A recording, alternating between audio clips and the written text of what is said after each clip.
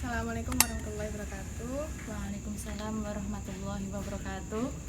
Kali ini saya dan rekan saya sedang berada di Keraton Kasunanan Kartasura. Perkenalkan, nama saya Hani dan teman saya Afifah Isnaini. Kami berdua sebagai mahasiswa IAIN Surakarta ingin menelusuri sejarah Keraton Kasunanan Kartasura. Di sini kita untuk mengisi KKN ya Mbak Hani? Iya. Iya. Pengisi konten di YouTube. Yuk, langsung saja kita akan menghadirkan teman sejawat kita dari warga Kartasura. Bernama Mas Arifin, silakan. Silahkan Mas. Oke, saya manggilnya apa teman-teman sekalian ya? Iya. Oke, baiklah teman-teman sekalian, saya Arifin dan saya termasuk warga Kartasura. Karena kita akan berbincang mengenai bagaimana sih sejarah dari Keraton Kartasura ini. Oke, kita sudah ada nih hadir di samping kita, yaitu seorang pengamat, pemerhati sejarah. Bisa kita lihat di sini. Ini ada Mas Egi. Ya Mas. Selamat malam Mas Egi. Malam. Saya Egi Raf. Saya ya kebetulan suka sejarah, bukan sejarawan, cuman kebetulan suka sejarah. Ya. Baik Mas Egi. Ini dari apa ya? Dari Keraton Kartasura sendiri, bagaimana sih sejarahnya dari dulu itu awal-awal terbentuknya? Keraton Kartasura adalah pusat ibu kota Mataram Islam. Awalnya pusat ibu kota Mataram Islam itu berada di Pleret. Pleret masuk daerah Bantul, Yogyakarta. Kemudian di Pleret karena terjadi berbagai polemik, akhirnya keraton ibu kota pusat Mataramnya pun dipindahkan ke Kartasura. Di Kartasura perpindahan tahun 1780 sampai dengan 1845 pindah ke Surakarta. Raja yang memimpin Kartasura saat itu ada 5 raja, yaitu yang memindahkan dari Pleret ke Kartasura: Amangkurat II, kemudian Pakubuwono pertama, kemudian Amangkurat III, Amangkurat IV, dan yang terakhir Pakubuwono kedua. Dan yang memindahkan dari Kartasura ke Surakarta yaitu Pakubuwono kedua atau Pangeran Puger. Ya. Ini kalau saya lihat lagi ini kan lumayan luas Ya. area keratonnya, tapi katanya itu pagar dalam gitu, dan ada pagar luar yang sampai ke rumahnya siapa ya tadi, itu bener nggak Mas? Bener. Kalau pagar yang masih utuh saat ini disebut Sri Manganti, tapi ada juga yang nyebut Cepuri. Ya, jadi terus kemudian pagar yang atau benteng yang terluar itu bernama Benteng Baluarti. Jadi keraton itu bentengnya itu berlapis-lapis, enggak cuman satu benteng saja. Untuk benteng Sri Manganti sampai saat ini masih bisa ditelusuri, tapi untuk Benteng Baluartinya, benteng terluar itu ada sebagian masih ada. Berarti masih ada jejaknya ya, Mas? Masih ada, walaupun sebagai bukti ya sejarah keberadaan keraton. Ini saya di sini kan banyak makam nih Ya. Ini makamnya siapa aja ini? Kalau menurut informasi yang saya dapat, ini pemakaman awal mulanya pada masa Pakubuwono ke-5. Itu diisi makam pertama, beliau makamnya di situ. Untuk tokohnya siapa saya kurang tahu namanya. Kemudian dari situ mulailah masuk makam-makam baru, baik dari keluarga kerajaan maupun dari masyarakat sekitar. Jadi campur. Oh, jadi Ya. di sini sudah campur membaur Ya. dengan masyarakat. Iya benar. Kalau untuk makam di sini yang dituakan itu Nyai Sedah Mirah. Beliau itu Garwo Ampil, salah satu raja Surakarta pada saat itu. Ini untuk dalamnya sendiri di sekitar mana ya Mas lokasinya gitu? Untuk letak posisi mungkin seperti pendopo, terus pendopo wingking itu susah ditelusuri karena benteng, karena sisa keraton Kartasura udah benar-benar tidak ada. Jadi ada di dalam peta itu ada digambarkan beberapa bagian bangunan yang ada di dalam keraton, tapi untuk saat ini ditelusuri tepatnya itu di mana masih belum bisa karena sudah habis, sudah benar-benar dihancurkan. Ini keraton ini menjadi cagar budaya, sudah menjadi cagar budaya atau gimana? Untuk keraton sudah menjadi bangunan cagar budaya yang dilindungi undang-undang ya. Tapi setahu saya cagar budayanya itu cuma sebatas temboknya saja, tembok benteng. Jadi di luar tembok benteng itu sudah bukan bagian dari cagar budaya. Jadi kan bisa kita lihat sampai hari ini benteng terluar, benteng Sri Manganti masih utuh, tapi di dalamnya ada bangunan-bangunan rumah. Karena cagar budayanya hanya benteng. Jadi mau mendirikan bangunan baru di dalam benteng itu nggak apa-apa, asalkan nggak menyentuh atau nggak merusak tembok Sri Manganti. Ya. Ini Mungkin bisa ditunjukin bentengnya, Mas?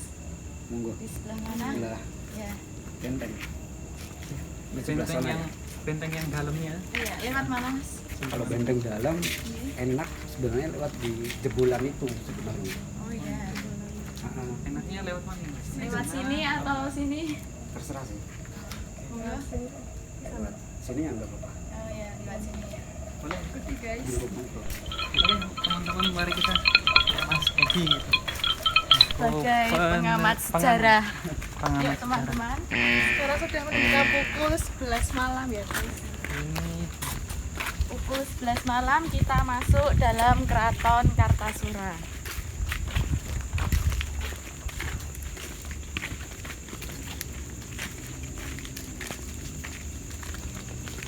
Ketika Keraton Kartasura masih berdiri, Ya. itu di dalam sini ini penuh dengan bangunan-bangunan.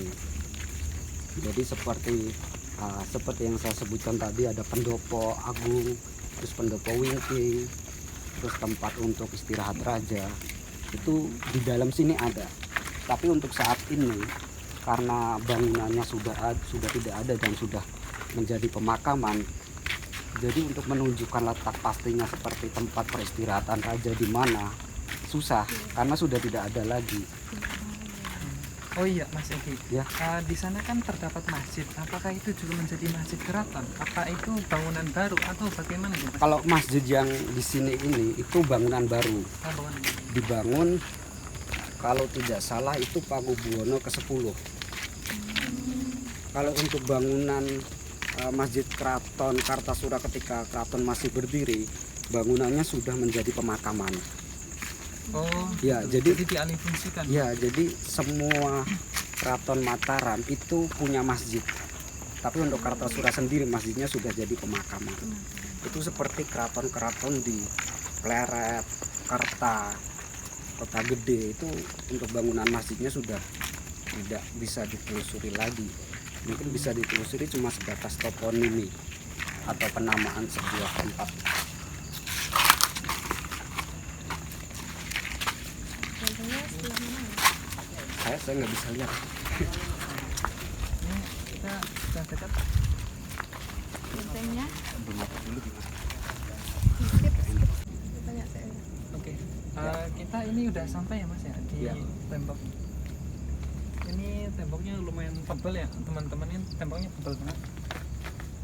Ya hampir 1 meter lebih lah. 1 meter lebih. Hampir 2 meteran. Ini terbuat dari apa ini? Jadi tembok keraton sendiri terbuat dari batu bata. Tentunya menggunakan batu bata, berbeda dengan keraton sebelumnya, sebelum Pleret, yaitu keraton Kerta itu tanpa menggunakan batu bata. Jadi bentengnya itu menggunakan susunan kayu.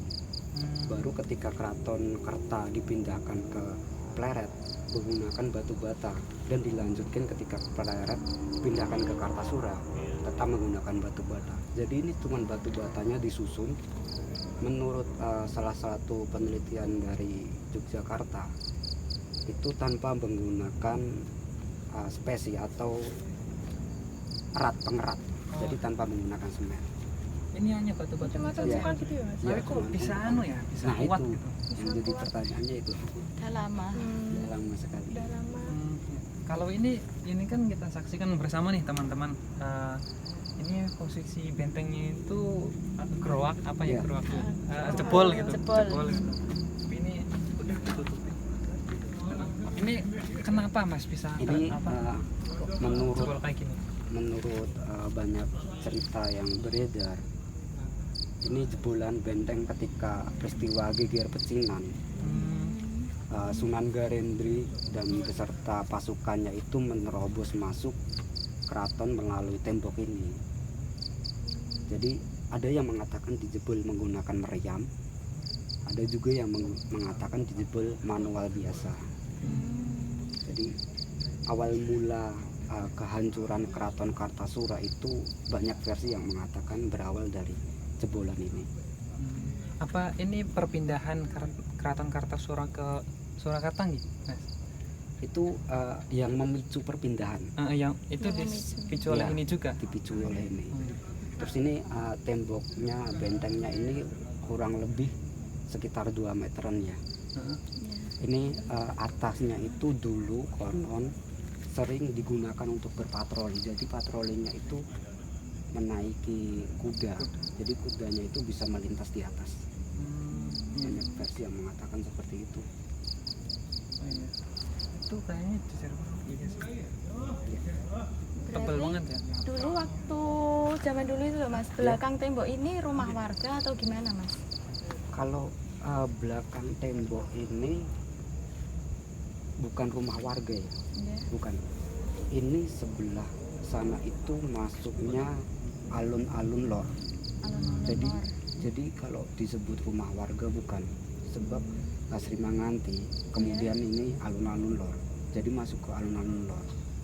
Sebelum alun-alun lor itu ada pendopo agung seperti yang ada di Surakarta.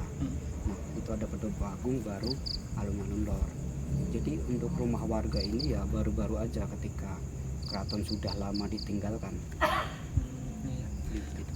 Kembali ke awal mas, saya penasaran gitu teman-teman. Ini kenapa sih gitu? Kok keraton Kartasura ini didirikan itu kerajaan Mataram sendiri itu di keratonnya itu didirikan di sini di Kartasura. Di Kartasura. Kok nggak di Salatiga ataupun di Boyolali gitu? Kan ke sana enak ademnya gitu. Sini panas. Kok milih di sini gitu? Kenapa gitu mas? Dulu itu Amangkurat II meminta nasihat dari para penasihat keraton, di mana letak yang enak untuk mendirikan sebuah kerajaan. Itu ada 3 nama yang disodorkan. Yang pertama itu Tingkir itu masuk daerah Salatiga. Kemudian yang kedua saya kurang tahu namanya apa, tapi masuk daerah lereng Merbabu, tapi bukan Salatiga. Terus yang ketiga Kartasura. Dipilih Kartasura karena Kartasura dekat dengan tanah leluhur, yaitu Joko Tingkir. Jadi Raja-Raja Mataram itu masih ada hubungannya dengan Joko Tingkir. Dipilih karena dekat dengan tanah leluhur. Dan yang kedua dipilih karena ketersediaan airnya cukup baik di sini. Di sini dekat dengan Penggi. Iya. Ya, jadi dipilih karena itu. Dan yang ketiga, tanahnya itu cukup datar untuk dijadikan sebuah kerajaan. Jadi cukup bagus. Oh, itu. Jadi alasannya 3 itu. Oh, iya iya. Baik, terima kasih Mas Ya. Sigi ini atas pemaparannya yang luar biasa. Ini sangat bermanfaat sekali bagi saya dan teman-teman sekalian Ya. gitu. Ini menjadi informasi yang mungkin baru bagi kita. Terima kasih sekali lagi siap. Mas Sigi atas pemaparannya. Mudah-mudahan ini benar-benar manfaat bagi kita. Amin. Oke teman-teman sekalian, itulah wawancara kita dengan Mas Egi selaku pengamat dari pengamat sejarah ya, mengenai benteng mengenai kerajaan Mataram ini, khususnya benteng Kartasura ini. Itu. Saya undur diri, saya kembalikan lagi ke Mbak Alifah. Ya. Oke, dipersilakan Mbak. Ya, saya mengucapkan terima kasih buat Mas Arifin dan Mas Egi ya yang sudah mengisi konten kita buat KKN. Semoga bermanfaat amin untuk penonton dan bermanfaat juga untuk kita ya sebagai pendengar sejarah Keraton Kartasura. Gitu.